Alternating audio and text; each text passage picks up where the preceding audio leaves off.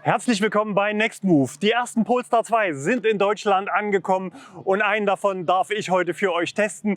Für mich ist das ein bisschen wie wenn kleine Kinder Geschenke zu Weihnachten auspacken, total fasziniert. 500 Kilometer Testprogramm stehen heute für uns an. Ich bin schon ein paar Kilometer gefahren und habe schon viel Licht, aber auch ein kleines bisschen Schatten entdeckt, den wir natürlich hier nicht euch vorenthalten im Video, sondern auch darüber berichten, wie ihr es gewohnt seid hier auf dem Kanal.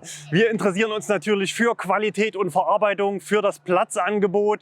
Besonders spannend auch die Bedienung des Fahrzeuges von Google und Polestar gemeinsam entwickelt, Android-basiert. Dafür haben wir an Bord Deutschlands prominentesten Handytester. Felix Bahr wird sich das anschauen und euch erklären. Außerdem gibt es Preise und Kauftipps und wir sagen euch am Ende des Videos, wie ihr selbst den Polestar fahren könnt, entweder als Probefahrt oder für ein Wochenende zu gewinnen.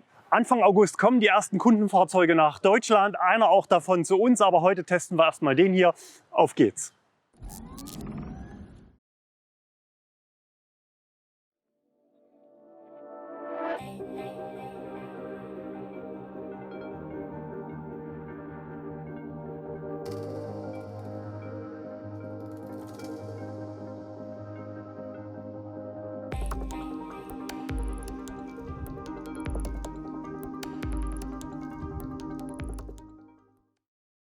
Schauen wir uns zunächst das Auto noch von außen an. Ein völlig neues, aufgeräumtes, modernes Design. Preise wurden gewonnen mit diesem Auto. Die Scheinwerfer sind neu entwickelt. 84 Pixel-LED-Scheinwerfer, die einzeln angesteuert werden könnten. Dass ihr also im Dunkeln mit vollem Fernlicht unterwegs sein könnt. Und über die Kamera werden entgegenkommende oder vorausfahrende Fahrzeuge bis zu 5 erfasst und aus dem Fernlicht quasi ausgeblendet.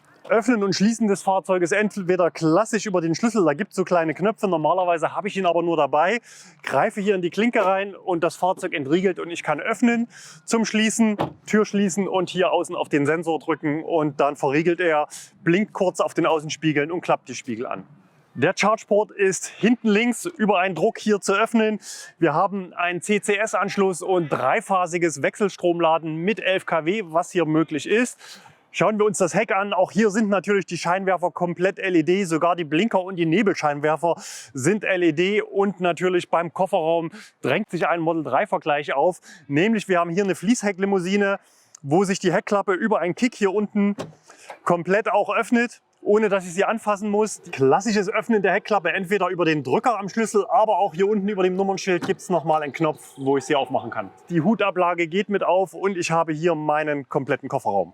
Wir haben in der Mitte eine Durchlademöglichkeit, ansonsten 60/40 klappbar die Rückbank, 405 Liter Kofferraumvolumen, 1095, wenn ich die Rückbank umklappe, das Ganze jeweils inklusive des unteren Staufachs hier unten drunter mit 41 Litern. Was wir im Kofferraum noch haben, ist so eine kleine Lasche hier. Dann haben wir hier auch Ösen zur Ladungssicherung. Wir haben eine 12 Volt Steckdose bis 120 Watt belastbar. Und hier bei diesem Fahrzeug die elektrische Anhängerkupplung. 1500 Kilo kann ich hier gebremst ziehen an dem Auto. Wenn ich den Knopf drücke, kommt sie unten raus und ich kann sie nach oben klappen. Zum Einklappen wieder den Knopf drücken. Dann wird sie unten entriegelt und ich kann sie wieder unter das Fahrzeug drunter schubsen. Schließen des Kofferraums entweder über den Schlüssel, über die Taste oder hier oben das ganze Fahrzeug oder nur den Kofferraum. Wir bei Next Move sind natürlich Tesla-Kenner und haben uns so ein frühes Auto natürlich auch in Bezug auf Spaltmaße, Lackqualität, Verarbeitung angeschaut. Und ich muss sagen, wir haben fast nichts gefunden, fast nichts. Fahrgestellnummer ist 373 und das Einzige, was wir hier haben, hier an der Heckklappe, dass uns dieser Spalt hier ein bisschen breit vorkommt, aber auf der Karosserie passt es dann wieder.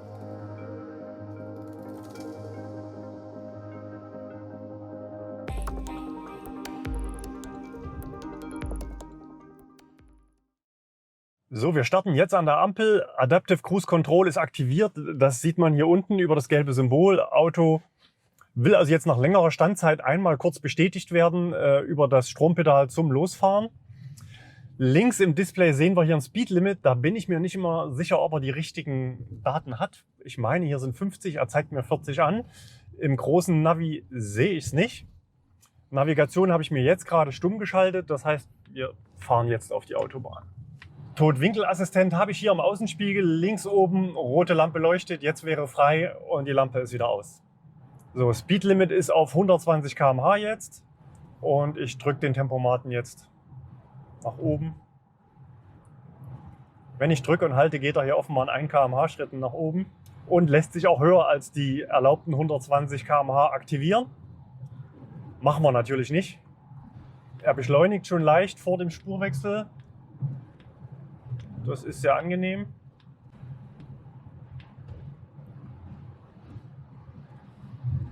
Und übernimmt dann auch automatisch, sofern aktiviert, im Lenkassistenten. Über die Wippe am Lenkrad, man könnte auch sagen, der linke Daumen stellt den Abstand zum Vordermann ein in 5 Stufen. 1, 2, 3, 4, 5 wird mir auch entsprechend im Display angezeigt. Auf der rechten Seite des Lenkrads habe ich auch noch mal ein paar Knöpfe. Da kann ich zum einen die Sprachsteuerung aktivieren. Ich sage entweder Hey Google oder Okay Google. Da ist er schon. Oder drücke hier den Knopf. Jetzt hatte ich gerade nichts zu sagen. Über die untere Taste kann ich das Menü aktivieren und zum Beispiel bei aktivierter Navigation mir die Navigation auch hier ins zentrale Fahrerdisplay legen. Die anderen Knöpfe sind zum Beispiel für die Lautstärkeregelung. Über die OK-Taste komme ich ins Bordcomputer-Menü. Wir haben 2 Menüs, einmal der automatische Reset und einmal ein manueller Reset, den ich über die gleiche Taste entsprechend auch ausführen kann. Und in diesem Menü, wir sehen es rechts unten, Odo 638 Kilometer. Das ist die einzige Informationsquelle, wo ich den Gesamtkilometerstand dieses Fahrzeuges herkriege. Für eine Firma wie Nextmove, die so eine Autos vermietet, ist das halt wichtig, auch für Übergaben. Dort gibt es den Kilometerstand. Wir sind jetzt hier am Autobahnkreuz und ich habe immer noch den Lenkassistenten aktiviert. Er fordert mich jetzt auf einmal auch zu übernehmen, aber lenkt hier sehr enge Lenkradien doch sehr gut mit. Ich bin natürlich jederzeit bereit zu übernehmen. Sensorisch reicht also nicht wie bei Audi. Er macht es ziemlich gut, aber nicht perfekt. Wenn ich blinke, geht er raus, wartet bis ich in der Spur bin und übernimmt dann wieder.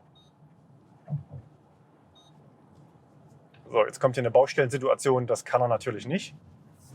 So, wir sehen jetzt hier, dass es draußen angefangen hat zu regnen. Eben ist auch ein kleiner, richtiger Gewitterguss fast runtergegangen. Die Gischt ist heftig. Es gibt hier so Fahrspuren auf der Straße und die richtigen Markierungen. Aber der Pilot Assist des Polestar 2 hält hier sauber die Spur, fast auch ein bisschen Gegenlicht. Es wird wirklich schwer, auch die Straße zu lesen, aber er macht hier seinen Job sehr gut. Wir können mal vorne auch noch rausgucken, wie es hier auf der Straße aktuell aussieht. Da wären die Markierungen schon langsam schlechter zu lesen. Es gibt ja auch so Regenfahrspuren von anderen Fahrzeugen, die hier so ein bisschen kreuzen, aber er liegt stabil in der Mitte der Spur und macht seinen Job. Wie ihr seht, sind wir jetzt bei 135 km/h im Lenkassistenten unterwegs. Polestar sagt, der Lenkassistent geht bis 130 km/h. Und ich drücke ihn jetzt einfach mal nach oben und dann schauen wir mal, wie lange er noch drinne bleibt. 37, 38, 39. Ihr seht, das Symbol bleibt aktiv. Jetzt sind 139 km/h laut Tacho auch erreicht. Ich drücke auf 140, ups, und er springt raus. Und bei 135 lässt er sich wieder aktivieren. Wir sind jetzt auf der Autobahn unterwegs. Hier sind jetzt nur 100 km/h erlaubt. Sprach's und sah ein schönes graues Schild mit einer durchgestrichenen 100. Wir treten einmal drauf und gucken mal, was sich bei den Geräuschen tut. Der Kameramann hat Probleme. 130, 150, 160, 170, 180, 190 und es wird einfach nicht laut im Auto. Und Rekuperation ist natürlich bei der hohen Geschwindigkeit jetzt nicht so stark spürbar, liegt am hohen Fahrzeuggewicht, denn dieses Auto wiegt ungefähr 250 Kilometer mehr als ein Tesla Model 3. So, wir sind auf der Autobahn unterwegs, Tempomat auf 100, aber wir haben gar kein Speedlimit. Das heißt, ich werfe mir den Tempomaten mal raus, müsste ich gar nicht, ich tue es aber und mache einmal den Kickdown. 130, 150, 160, 180 und wir ziehen mal durch, wie schnell er fährt. Und bei 205 sollte eigentlich Schluss sein, Tacho 210 km/h. Locker flockig und die Geräuschkulisse ist sehr beeindruckend, nämlich es gibt keine. Also minimale Windgeräusche, aber da ist das Auto echt schon sehr leise bei diesen hohen Geschwindigkeiten. Sehr überzeugend.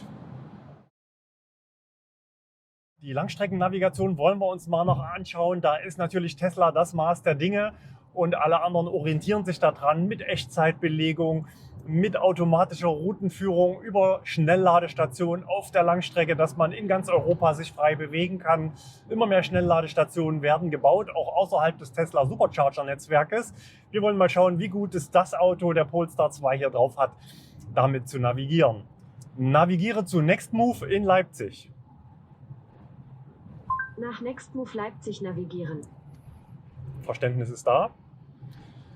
Treffer hinzugefügt. 484 Kilometer, schafft er natürlich nicht mit 77% Ladestand.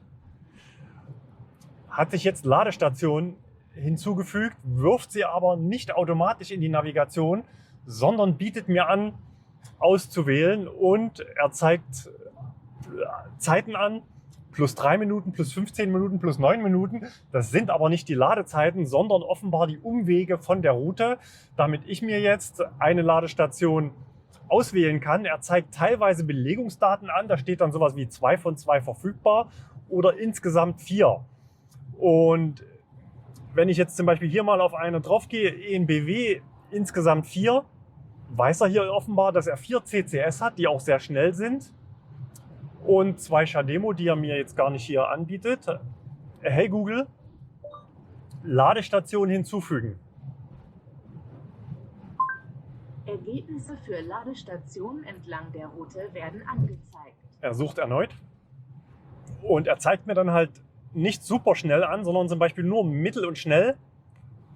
Und wenn ich dann da drauf gehe, zeigt er mir eben auch den Belegungsstatus einer Typ 2 und einer CHAdeMO-Ladesäule an, die mich natürlich nicht interessieren auf der Langstrecke.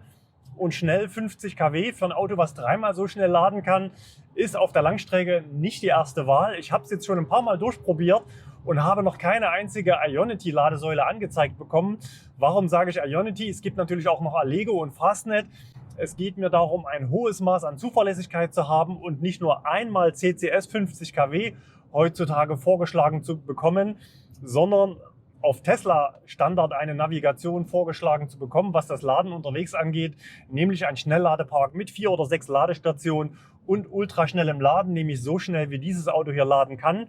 Und das kann er aktuell noch nicht, und das muss man klar sagen, kann nicht der Anspruch von Polestar sein. Das Gute ist, Over-the-Air kann hier nachgebessert werden. Die Frage ist, wie schnell Google dazu in der Lage ist, gemeinsam mit Polestar dieses System hier zu verbessern. Aber die Navigation berechnet auch die Ankunftsladestand voraus. 68% wird mir als Ankunft prognostiziert. Das ist schon mal gut. Platzangebot ist natürlich immer eine spannende Frage bei diesen neuen Elektroautos, vor allen Dingen auch Kopffreiheit. Ich bin 2 Meter groß und habe eine Faust über dem Kopf. Natürlich auch dank des Glasdaches. Das machen viele Hersteller so, um Kopffreiheit zu gewinnen und zugleich die Bauhöhe zu reduzieren, was natürlich zu einem geringeren Verbrauch, damit höherer Reichweite führt, oder bei einem fossilbetriebenen Fahrzeug zu einem geringeren CO2-Ausstoß. Ansonsten fühle ich mich hier sehr geborgen. Die Rundumsicht ist gut. Das Fenster für die Fahrassistenz, sozusagen diese Einheit, die hier in der Mitte montiert ist, ist gerade noch im Limit. Da habe ich also Fahrzeuge schon gefahren, wo das deutlich schlechter gelöst ist. Nissan Leaf zum Beispiel, Renault Zoe, wo also diese Einheit so groß ist, dass es mich in der Sicht nach vorn rechts behindert. Mich behindert es jetzt hier lediglich, wenn es darum geht, vielleicht eine Ampel zu sehen. Aber was das Thema Radfahrer und Verkehrsfluss angeht, passt das hier noch mit 2 Metern in dem Auto. Mein Knie liegt ja an der Mittelkonsole. Man kann natürlich sagen, das ist jetzt beengt, aber man kann es auch sagen, es ist passformgenau. Also das muss halt jeder für sich einschätzen, ob er sich hier in dem Auto wohlfühlt. Auch hinten haben wir einen Mitteltunnel in dem Fahrzeug. Es ist also für eine 4-Sitzer-Belegung optimiert, aber natürlich eine 5-Sitzer-Belegung in der Zulassung des Fahrzeuges möglich. Wir werfen noch einen Blick auf das zentrale Cockpit-Display. Wir haben ganz links unten die Fahrstufe angezeigt, wir sind im D.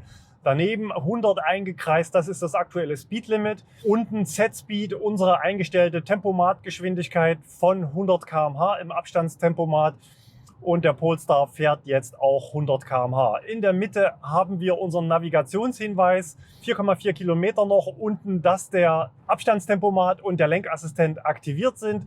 Oben in der Mitte entsprechend die Temperatur eingeblendet. Rechts haben wir die elektrischen Eckdaten. Da haben wir zum einen orange, ganz klein eben den Powerbalken sozusagen, wie viel das Auto aktuell Strom gibt. Nach links wäre grün dann entsprechend der Rekuperationsmodus dargestellt. Wir sind jetzt bei 70% Ladestand, ganz rechts angezeigt, was 300 Kilometer Reichweite entspricht. Über die rechte Daumen-Lenkrad-Taste kann ich das Menü noch umstellen und mir zum Beispiel auch den Navigationsmodus anzeigen. Und die anderen Menüs werden dann entsprechend kompakt und klein dargestellt.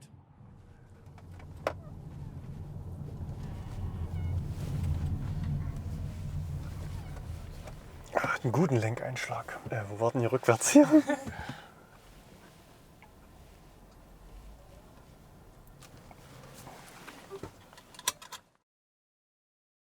Bei mir ist der Felix Bar, fährt selbst Tesla Model 3 Performance und hat sich eben das Bediensystem des Polestar 2 mal angeschaut. Und jetzt gehen wir mal gemeinsam ins Auto und jetzt hören wir mal den Profi, was er dazu sagt. Ja, das Spannende beim Polestar 2 ist ja, dass es eins der ersten Autos ist, die mit Android als Betriebssystem daherkommen. Und damit meine ich nicht, dass es Android Auto hat, sodass man sein Smartphone anstecken kann und dann hat man halt ein Smartphone-Interface auf dem Bildschirm. Nee, das ist wirklich Android, was hier läuft. Und dadurch hat Polestar ein paar Möglichkeiten, die andere Hersteller vielleicht nicht ganz so leicht umsetzen können. Ich glaube, die zwei größten Dinge, an denen man das merkt, ist erstmal Navigation. Also wir haben hier Google Maps und nicht so Tesla Google Maps mäßig, sondern ein richtiges, echtes Google Maps, 100% Google.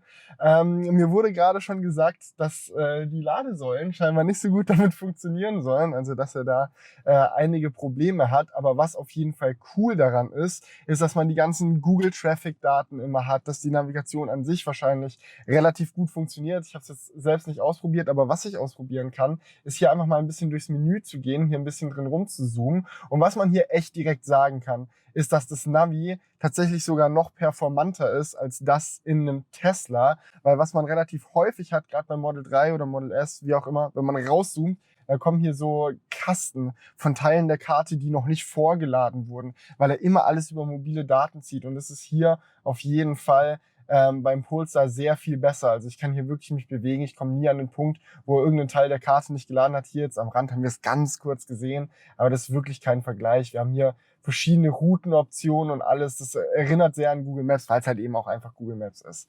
Der andere Vorteil, den wir aber auch noch haben, ist, dass das Auto mit einem Play Store daherkommt.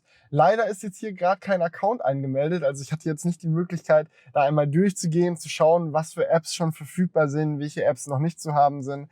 Aber der große Vorteil davon ist natürlich, dass das Auto erweiterbar wird. Also man ist nicht unbedingt gezwungen, nur die Funktionen zu haben, die das Auto hatte, wenn man es gekauft hat, sondern ähnlich wie Tesla das auch mit Over-the-Air-Updates macht, kann man halt beim Polestar einfach Apps runterladen. Sagen, hey, ich möchte Spotify auf dem Auto haben und dann Spotify installieren. Oder wie auch immer. Und je nachdem, wie viele Apps in diesem Play Store fürs Auto noch verfügbar sein werden, könnte das auf jeden Fall für die Zukunft einiges Großartiges bedeuten. Wie es jetzt in der Praxis aussieht, das muss man allerdings erstmal noch ein bisschen testen.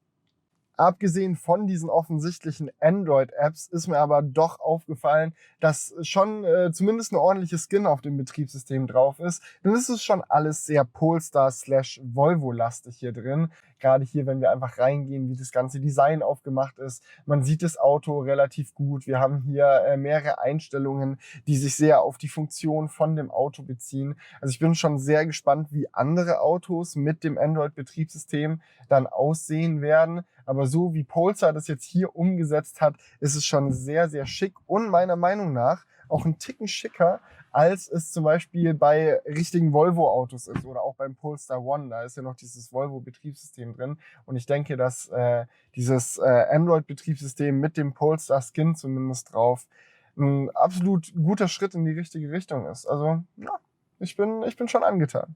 So, wir haben es jetzt doch noch gebacken bekommen, uns anzumelden. Und dann können wir auch gerne mal einen kleinen Blick in diesen Play Store werfen. Dann merkt ihr vielleicht, was ich mit dieser Erweiterbarkeit gemeint habe. Zum Beispiel Spotify. Wenn man das nicht für sein Auto haben will, dann hat es das nicht drauf. Dann müllt diese Funktion des Betriebssystems nicht zu. Aber wenn man es haben will, dann kann man sich Spotify hier einfach installieren. So wie das bei einem Handy auch der Fall wäre. Zack, runtergeladen, installiert. Ich kann es hier direkt öffnen.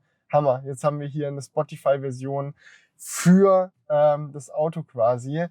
Ich habe jetzt hier schon wieder keinen Spotify-Account am Start, aber so könnt ihr euch das ungefähr vorstellen. Und wir können auch mal gucken, was wir hier sonst noch für spannende Apps haben. YouTube Music wäre jetzt hier in dem Fall schon dabei. Schon mal alle Apps entdecken. Können wir mal gucken, was mittlerweile alles verfügbar ist. Google Play Books. Interessant, ob er einem die Bücher vorliest. Wer weiß es schon genau. ARD Audiothek. Da ist schon einiges dabei. Pocketcast, ein Podcast-Player. Seht ihr? Genau sowas meine ich. Weil ich bin großer Podcast-Fan zum Beispiel. Und das Model 3 hat einen Podcast-Client eingebaut. Man kann nach Podcasts suchen, aber man findet nicht alles, weil die Mediathek ein bisschen beschränkt ist. Aber mit Pocketcasts könnte ich im Tesla auf weitere Podcasts zugreifen. Kann ich aber nicht, weil der Tesla hat keinen App Store. Beim Polestar hingegen geht es. Ich könnte mir jetzt hier Pocketcasts runterladen und schon hat das Auto diese Funktion, die es vorher nicht hatte. Also das ist schon sehr cool gemacht. Ich sehe jetzt gerade, okay, die Gesamtauswahl an Apps ist aktuell noch recht beschränkt, aber die Zukunft, die dieses System ermöglicht, ist schon heftig und ich glaube, dass da noch einiges auf uns zukommt.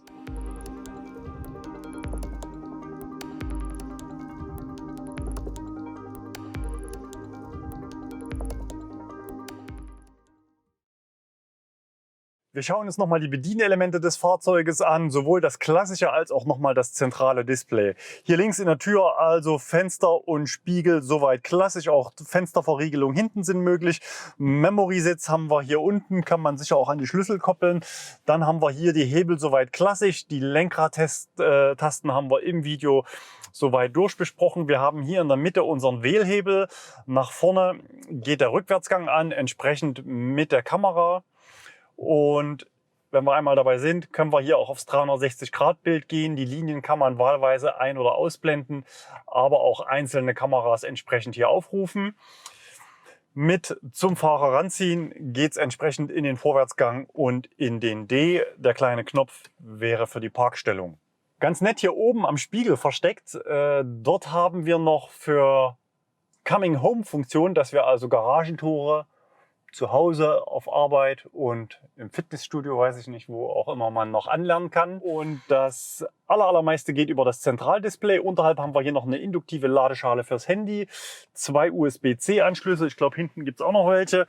Wir haben eine Mittelkonsole, die wir auch öffnen können, wo wir hier so ein bisschen nochmal einen Getränkehalter haben, ein bisschen Kram drin. Insgesamt also 2 Getränkehalter. Wir haben Ablagefächer in den Türen als auch seitlich nochmal klein in der Mittelkonsole. Schauen wir uns das zentrale Display nochmal an, die verschiedenen Menüs. Da haben wir das Fahrzeug. Wir können einstellen Lenkung, One-Pedal-Driving, also wie die Rekuperation abgestimmt sein soll und ob das Fahrzeug kriechen soll wie eine Automatik oder eben auch nicht. Und das ESC ist ausschaltbar für einen Sportmodus, den wir aber nicht benutzt haben. Dann haben wir ein Assistenzmenü. Da haben wir sowohl Kollisionsvermeidungsassistenz, wir haben einen Müdigkeitsassistenten für den Fahrer, wir haben die Fahrerassistenz in Bezug auf den Tempomaten, ob wir dann Limiter oder ein ACC haben wollen zum Beispiel. Hier haben wir die Konfiguration für den Spurhalteassistenten, ob er also in die Lenkung eingreifen soll oder nur vibrieren soll oder beides tun soll. Dann Verkehrszeichenerkennung kann man ein- und ausschalten und Bliss, Blindspot Warning, Totwinkelwarner ebenfalls entsprechend ein- und ausschaltbar. Haben wir auch gesehen auf der Autobahn aktiv im Außenspiegel. Beim Aufladen kann man sich ein Charge Limit setzen für den Alltagsbetrieb, zum Beispiel auf 80%, und wenn das Fahrzeug angeschlossen ist, entsprechend die Stromstärke auch reduzieren, wenn ich langsamer laden möchte. Zum Beispiel, weil ich auf einer alten Steckdose irgendwo im südlichen Europa lade, wo halt die Installation nicht so toll ist, oder beim Bauern auf dem Bauernhof, oder ich meine eigene Photovoltaikanlage nutzen möchte. Dann habe ich noch weitere Fahrzeugmenüs, Spiegel und Wischer, schnurloser Telefonlader, Außenbeleuchtung, Innenbeleuchtung, Fahrzeugstatus, aber auch zum Beispiel, dass ich verschiedene Verriegelungen hier entsprechend einstellen kann. Und hier oben rechts auf P1 kann man verschiedene Nutzer- und Fahrerprofile anlegen. Wie sieht es beim Thema Werkstatt aus? Das ist gerade ein spannendes Thema, wenn Kunden im Bereich Elektromobilität sich für neue Spieler und neue Marken im Markt sozusagen entscheiden. Diese Frage haben wir auch Polestar gestellt und dort ist es so, dass man natürlich als Tochtermarke von Volvo Zugriff auf das Volvo-Service-Netz hat. Und in Deutschland ist es so, dass 24 Partner deutschlandweit für dieses Fahrzeug entsprechend Service anbieten werden.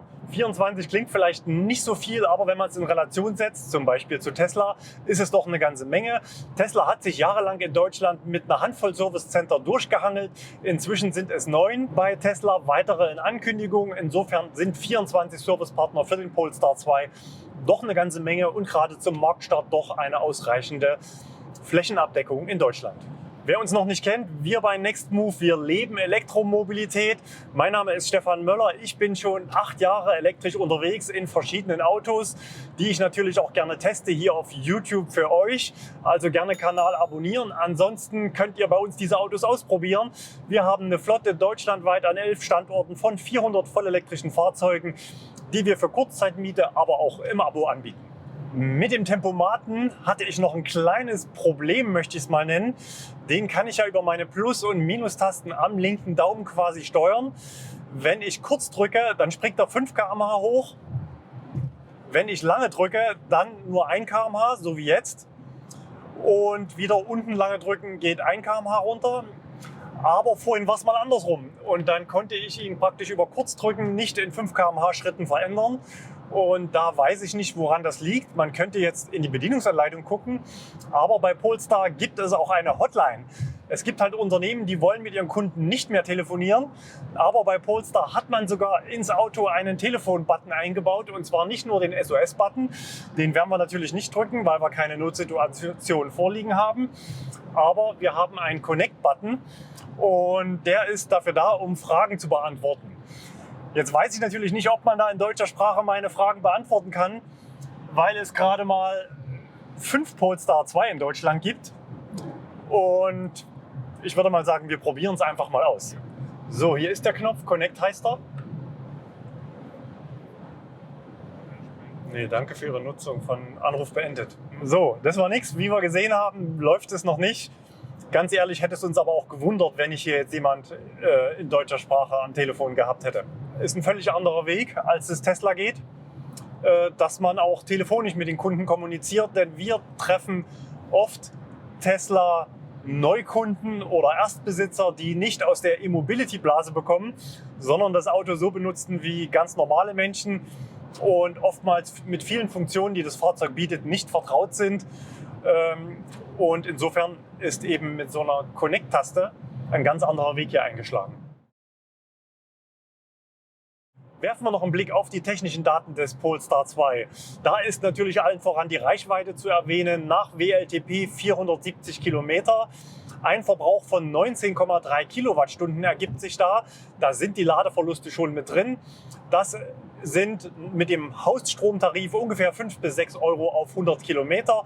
Öffentlich geladen natürlich etwas teurer, mit einer heimischen Solaranlage geladen natürlich deutlich günstiger.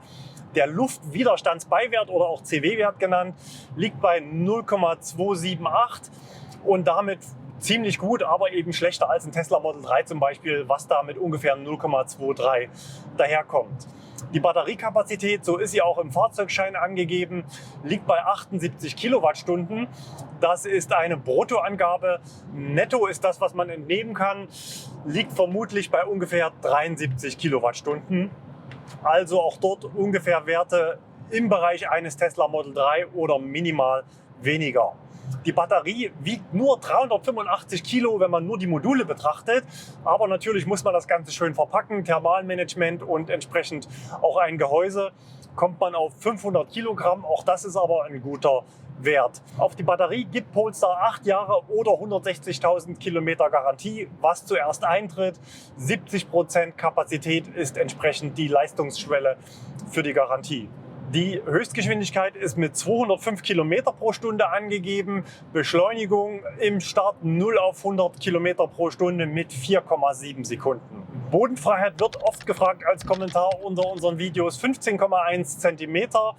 Wir sind hier mit der Performance-Variante unterwegs. Die liegt 5 mm tiefer, also 14,6 cm. Autobahnreichweite des Polestar 2 ist natürlich ein spannendes Thema. Das probieren wir jetzt gerade aus. Ich habe mir eine Strecke gesucht, ungefähr 135 Kilometer zu fahren.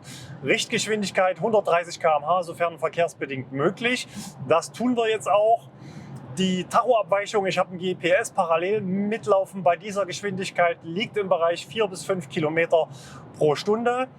Und den Bordcomputer habe ich mir entsprechend resettet. Und dann schauen wir mal nach der Stunde, die es ungefähr dauert, auf die Werte und schauen, wie weit es hochgerechnet auf den kompletten Akku an Autobahnreichweite bei Richtgeschwindigkeit in Deutschland es denn reichen würde. Eben hat es ein kleines bisschen geregnet, jetzt trocknet es wieder ab. Es stand aber nicht wirklich Wasser auf der Autobahn, waren nur ein paar Kilometer. Klimaanlage 22 Grad, vorhin hatten wir auch ein bisschen Sonne. Und das sind so die Außenbedingungen, wechselhaftes Wetter also. Und wir fahren im, ich sage jetzt mal, Autopilot. Das heißt, jetzt gerade hat er ein bisschen abgebremst, zieht aber soft wieder hoch jetzt auf Reisegeschwindigkeit. Auch die ersten Kundenfahrzeuge des Polestar 2 sind ja inzwischen schon angekommen. Am belgischen Hafen Seebrücke werden die Autos abgeladen. Produktion ist ja bekanntermaßen in China. Dann dauert es ein paar Wochen auf dem Schiff, bis sie hier sind. Für Norwegen und Schweden waren die ersten Autos bestimmt für die Endkunden und natürlich für uns heute zum Testen. Und die ersten Kundenfahrzeuge kommen dann Anfang August nach Deutschland. Gefahren bisher im Test heute natürlich hier und da auch mal draufgetreten.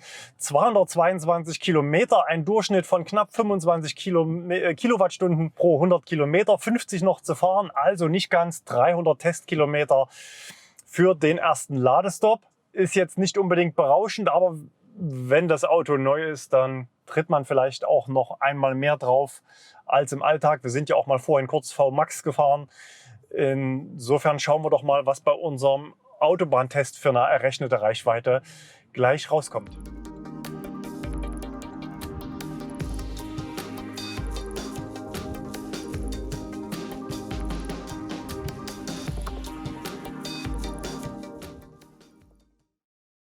Kommen wir noch zum Aufladen des Polestar 2. Da gibt es natürlich mehrere Möglichkeiten. Zum einen natürlich das normale Laden bis hin an einer heimischen Steckdose, dass das Fahrzeug aufgeladen werden kann. An einer Wallbox oder einer normalen öffentlichen Ladestation in der Innenstadt kann das Fahrzeug mit 11 kW geladen werden. Dauert dann ungefähr 7 bis 8 Stunden, wenn er komplett leer ist. Auf der Langstrecke soll es aber schneller gehen. Und da nehmen wir dann den großen Stecker und einen sogenannten HPC-Lader. CCS heißt der Ladestandard. Plug Surfing ist der Ladepartner von Polestar. Die Ladestationen sind entsprechend auch im Navi. Wir nehmen den großen Stecker. Manchmal gibt es auch 2 verschiedene Stecker an der gleichen Ladestation. Da immer den nehmen, der das dickere Kabel hat. Manchmal ist ja auch die Beschilderung ein bisschen missverständlich. Und dann müssen wir noch den Kartenleser identifizieren, der hier vermutlich ist. Ich bin von der Sonne geblendet, ich kann das Display nicht lesen. Ich stecke ihn einfach mal rein. Wir sind bei 19% Ladestand. Drin ist er. Auto leuchtet schon mal grün. Ich gucke mal, was die Ladestation sagt. So, für alle, die nicht nach der Dicke des Kabels gehen wollen, können auch hier noch mal lesen. 320 kW, allerdings nur für 800 Volt Systeme, Porsche Taycan zum Beispiel. Wir müssen uns einordnen in der Spalte 400 Volt System. Da sagt diese Ladesäule 140 kW bei optimaler Spannungslage und wir kriegen jetzt 133 kW. Da wäre zu vermuten, dass dieses Limit aktuell von der Ladesäule kommt, aber immerhin sozusagen volle Leistung nimmt er jetzt hier. Da ist noch ein bisschen Luft nach oben. Mal gucken, ob wir das noch rauskriegen woanders. So, seit 10 Minuten stehen wir jetzt hier. Es ist jetzt eben ein Lüfter angegangen. Bisher war Ruhe. Wir haben geladen von 20 auf 30% und die Ladeleistung ist leider schon zurückgegangen. 110 kW, die aktuelle Ladeleistung nicht so gut, würde ich mal sagen. Vorne haben wir auch noch einen kleinen Kofferraum.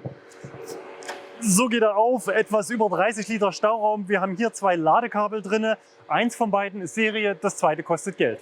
So, das Display der Ladesäule ist leider etwas benutzerunfreundlich. Wir können es euch nicht zeigen, man kann es mit viel Mühe lesen. Nachdem der Lüfter angesprungen war, ging die Ladeleistung nochmal hoch über 120 kW.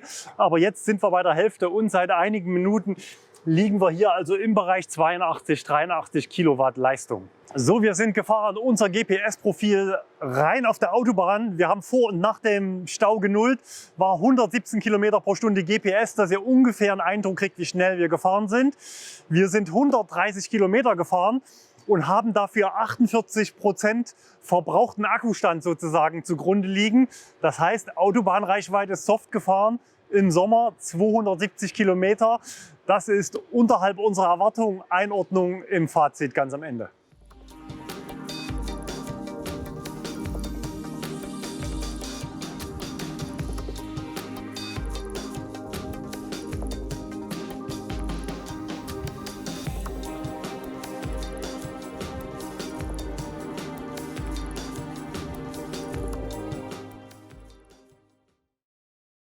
Wie fährt er sich denn nun, der Polestar 2? Ich bin da mal noch einen kleinen Umweg gefahren und habe mir ein Stückchen Landstraße gesucht. Es hat sich sehr gut ergeben, weil auf der Autobahn war Stau, habe ich eine gute Ausrede. Und bin hier unterwegs und bin echt schwer beeindruckt von dem Auto. Es fährt sich richtig, richtig gut. Und zum einen, was die Fahrdynamik angeht, was die Straßenlage angeht, was die Fahrsicherheit angeht. Es hat also auch Regenschauer gegeben, mal aus dem Kreisverkehr raus, zu früh am Gas gewesen, aber interessiert das Auto nicht. Geräuschkulisse ist sehr gering und das Handling ist gut.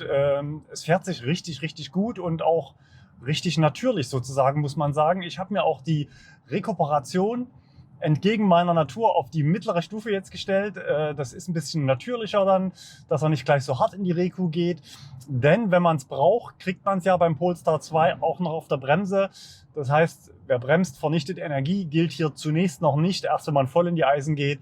Aber ansonsten bis 100 Kilowatt Rekuperationsleistung. Und bin jetzt hier auf der Landstraße unterwegs und mit wenigen Kickdowns schaue ich nochmal in den Durchschnittsverbrauch.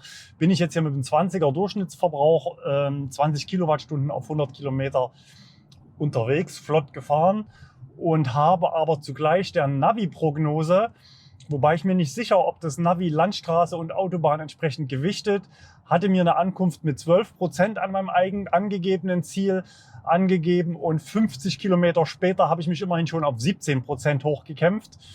Insofern vermute ich mal, dass da kein Landstraßenverbrauch zugrunde gelegt ist, sondern rein eine entfernungsabhängige Komponente in der Reichweitenprognose hier berücksichtigt ist.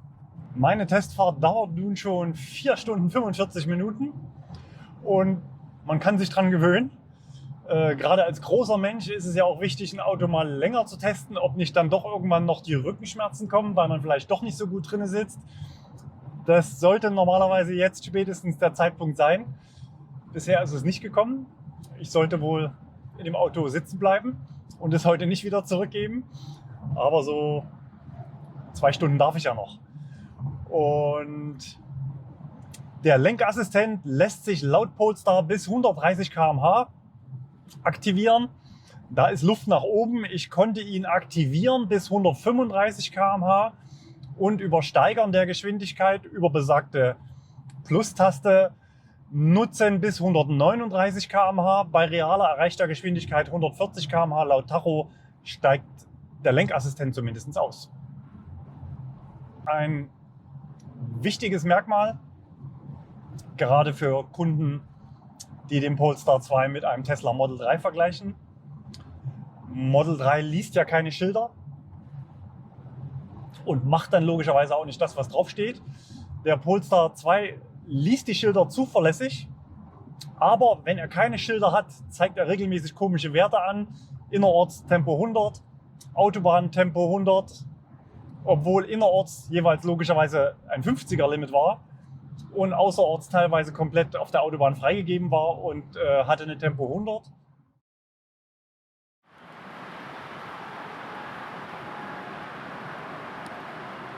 So, ihr seht, Vinex Move, wir geben alles. Der Regen ist da wieder. Eben war es noch die Sonne, deswegen müssen wir hier ein bisschen schattieren. Wir sind bei Ionity. Das Auto hat prompt angefangen zu laden. Auch an der anderen Ladestation keine Ladezicken. Bei neuen Autos ist das nicht Selbstverständnis. Das Protokoll lässt ein bisschen Luft, aber hier läuft alles. Und wir haben angefangen bei 16% zu laden. Das Auto hat dann durchgezogen bis 40% mit Ladeleistung 120 bis 135 kW. Und dann kam ein kleiner Drop nach unten.